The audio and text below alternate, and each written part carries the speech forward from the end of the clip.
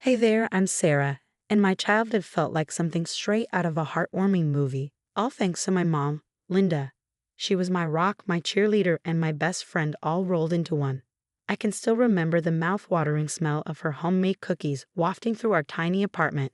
Every night, she tucked me in with a bedtime story, her voice as soothing as a lullaby.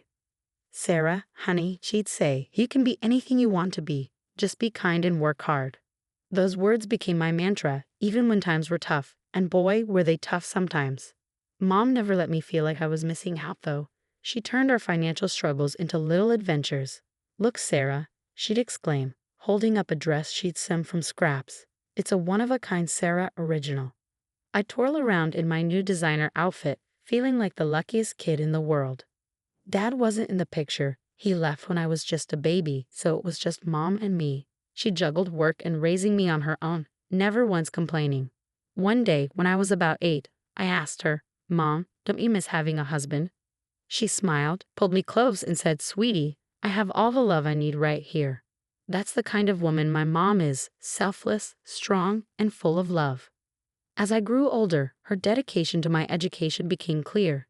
She'd sit with me for hours, helping me with homework, even when she was exhausted from working double shifts at the diner. Education is the key to a better life, Sarah, she'd remind me. No one can ever take that away from you. Those words stuck with me. I buried myself in my studies, determined to make her proud. And it paid off. By high school, I was at the top of my class. That's when Aunt Karen started showing up more. Mom's sister had always been around, but now she was a constant presence, always smiling, always offering a helping hand. Linda, you work too hard, she'd say. Let me help out more. Mom was grateful, and so was I. But little did we know what was brewing behind that helpful facade. Everything changed during my senior year. I scored a full-ride scholarship to State University, and Mom couldn't have been prouder. But our celebration was short-lived. That same week, Mom was diagnosed with a chronic illness. Suddenly, our roles reversed. I became the caretaker, juggling college preparations and Mom's doctor appointments. I'm so sorry, sweetie, Mom said one night, her face pale against the hospital pillows. This isn't how it's supposed to be. I held her hand tightly. Don't you dare apologize, Mom. It's my turn to take care of you now. As Mom's condition worsened, Aunt Karen stepped in even more, offering to manage Mom's finances, handle her medical appointments, and keep the house running. At the time, it felt like a godsend. If only we'd known the truth behind those comforting smiles and hugs. But that's a story for another day. Just know that sometimes the people closest to you can surprise you in the worst possible ways. Stay tuned for what happens next. You won't believe where this story goes. College life hit me like a freight train. Between classes, assignments, and caring for Mom, I was running on fumes. Aunt Karen became our saving grace, or so I thought. Sarah, honey, you focus on your studies, and I'll take care of your mom, she'd say, her smile warm and reassuring. I was grateful, truly, but something felt off. I couldn't quite put my finger on it. One day, while paying Mom's bills, I noticed a strange discrepancy in her account. Hey Mom, did you make a big purchase recently? I asked. She looked at me, confused. No, sweetie, I shrugged it off, chalking it up to a bank error, but that uneasy feeling in my stomach wouldn't go away. As the weeks passed, Mom's condition worsened, and the doctors recommended more intensive care, which meant higher expenses. Aunt Karen took over the finances, insisting it was one less thing for us to worry about. Then, one night, I was home for the weekend, trying to catch up on sleep when I was jolted awake by voices. Karen, what have you done? I heard Mom's voice, weak but furious. Linda, you're confused. It's the medication. Don't patronize me. I saw the bank statements. How could you? My heart pounded as I crept down the hallway, straining to hear. I needed the money, Linda. You don't understand. Get out. Get out. I rushed into the room. Mom was shaking, tears streaming down her face. Aunt Karen looked like she'd seen a ghost. What's going on? I demanded. Karen quickly composed herself. Nothing, sweetie. Your mom's just upset about her meds. I'll handle it. But I wasn't buying it anymore. That night, I went through Mom's finances myself. And what I found made me sick. Thousands of dollars had been transferred to an account I didn't recognize. The next day, I confronted Karen. How could you steal from your own sister? She laughed, but it was cold and mocking. Steal? Oh, Sarah, you're so naive. Your mother offered to help me. Now she's just confused. You're lying, I shouted. Her eyes narrowed. Prove it. That's when I realized the loving aunt I thought I knew was gone, replaced by someone calculated and cruel. That night, I couldn't sleep. Instead, I ordered hidden cameras and set them up in Mom's room. It felt wrong, like an invasion of privacy. But I had to protect her. Little did I know those cameras would capture something far worse than theft. It was just another Tuesday and I was supposed to be in class. But something, call it intuition, made me turn around and head home. When I got there, the house was eerily quiet. Too quiet. Then I heard a muffled sound coming from Mom's room. I ran, my heart in my throat, and what I saw will haunt me forever. Aunt Karen was standing over Mom's bed, pressing a pillow over her face. Stop, I screamed, lunging forward. Karen jumped back, shock and guilt written all over her face. Sarah, I was just fluffing her pillow, she stammered, but Mom was gasping, her eyes wide with terror. With shaking fingers, I grabbed my phone and dialed 911. Please help. My aunt just tried to kill my mother. Everything after that was a blur. Police sirens, paramedics rushing in, Karen being led away in handcuffs, still protesting her innocence.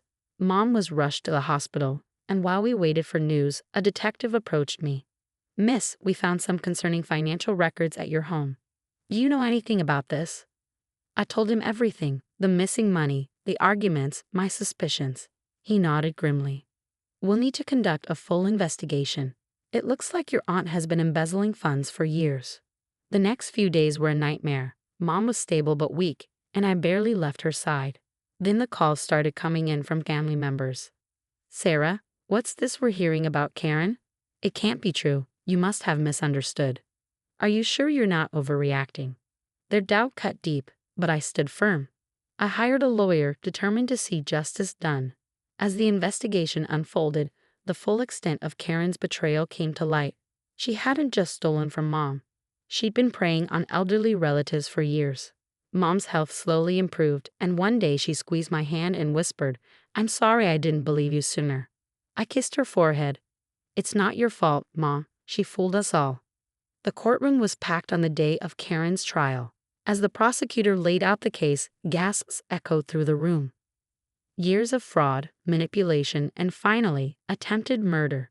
Karen sat stone-faced, but I saw the moment she realized it was over. Her carefully crafted facade crumbled. One by one, victims came forward, elderly aunts and uncles I barely knew, all with similar stories. Karen, the helpful niece who drained their savings. She told me it was for a good cause. One great aunt testified, her voice trembling. I trusted her. The hardest part was watching Mom take the stand. She looked so small, so fragile, but her voice was strong as she recounted that terrible day. I woke up and couldn't breathe, she said. I saw Karen's eyes and they were empty. When the verdict came in, guilty on all counts, I didn't feel joy, just relief.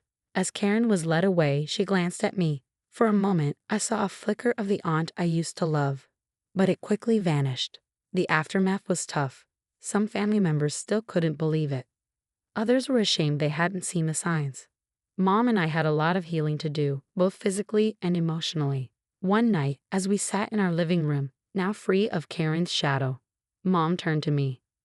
Sarah, I've been thinking, what happened to us must be happening to others too. I nodded, understanding. We should do something. And that's how our support group, Families Against Elder Abuse, was born. It started small, just a few people gathered in our living room. But it grew. We shared stories, resources, and warning signs to watch for. I began speaking at community centers, schools, anywhere that would have me. Elder abuse is real, I tell them, and it often comes from those we trust most. It wasn't easy. Some days the memories would hit hard.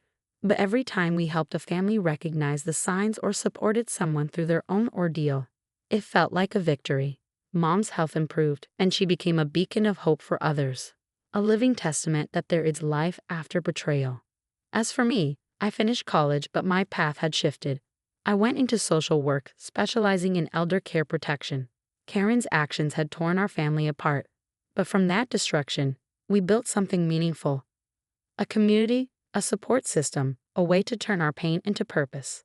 Every night, I thank whatever force brought me home that day, and I promise myself, never again, not on my watch. Our story isn't over, but now we're writing it on our own terms. If sharing it helps even one person, then every tear, every sleepless night, every moment of doubt will have been worth it. Because in the end, love wins. Not the fake love Karen showed, but the real, selfless love that Mom taught me, the kind of love that heals, that builds, that changes the world. And that's a love worth fighting for. One day, about a year after Karen's conviction, I received a letter. It was from her, sent from prison. My hands shook as I opened it. Sarah, it began. I know I have no right to ask for forgiveness. I read it, tears streaming down my face.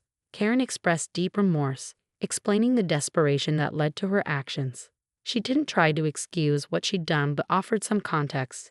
Gambling debts, a failed business, mounting medical bills for her child I never knew existed. I showed the letter to Mom, and her response surprised me. We can't forget, Sarah, she said, but maybe we can find a way to forgive, not for her, but for us. It wasn't easy, but we decided to use Karen's story as part of our outreach, not to justify her actions, but to show how complex life can be. The story has come to an end, but now I have a question for you. If you were in Sarah's position, could you ever forgive someone like Aunt Karen for their betrayal, even after they expressed remorse? Or do you believe that some actions are truly unforgivable? Share your thoughts in the comments below. Your perspective might help others wrestling with similar dilemmas. If this story resonated with you, please consider liking the video and subscribing to our channel.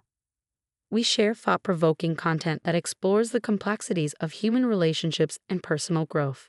Join our community as we navigate life's challenging scenarios together.